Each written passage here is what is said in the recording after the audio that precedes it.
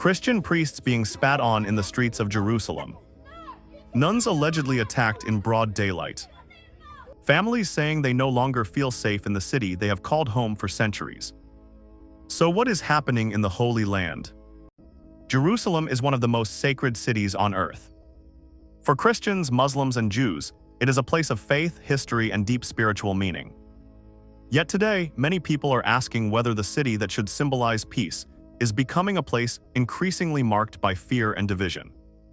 In recent years, Christian leaders have raised concerns about harassment directed at members of their community. Reports have described priests being spat on, clergy members being insulted, and religious sites being targeted. For many Christians, these incidents are not just isolated events. They see them as signs of a growing problem.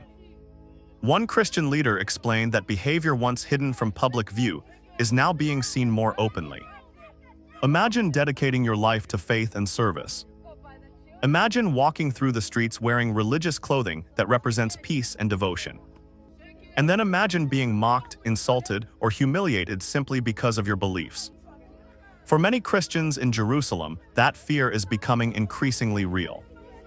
But the concerns do not end there. Around the world, attention has also been focused on the suffering of Palestinian civilians. Images of destroyed neighborhoods, grieving families, injured children, and displaced communities have shocked millions of people. Human rights organizations, religious leaders, and international observers have repeatedly called for greater protection of civilians and accountability for violations of international law. Many people ask a simple question: if innocent civilians are suffering, why is the world not doing more? Others question whether powerful countries apply the same standards of justice to everyone. Critics argue that human rights should be defended consistently, regardless of politics, nationality, or religion.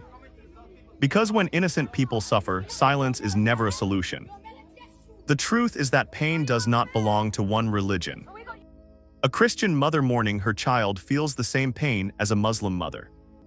A Jewish father grieving for his family feels the same heartbreak as any other parent. Human suffering does not recognize religious labels. And neither should compassion. This is why the issue matters. Not because one religion is more important than another. Not because one community deserves sympathy while another does not. But because every human being deserves dignity, safety, and freedom. A Christian should not be harassed because of their faith. A Muslim should not be harmed because of their identity. A Jew should not face hatred because of their religion. These are not